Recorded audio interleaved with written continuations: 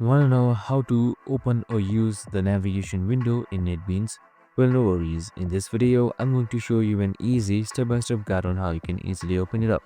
So it's super simple and under a minute, so let's get straight to it. Now, first things first, simply open up your NetBeans application.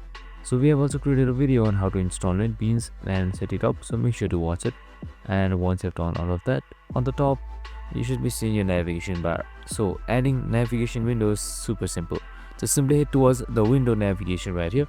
Now once you've selected that here, right below services, you should be seeing navigator.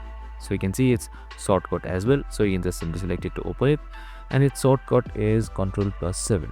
So once that is done, your navigator should open up, and your current navigator or your current project navigator should run at so something like this.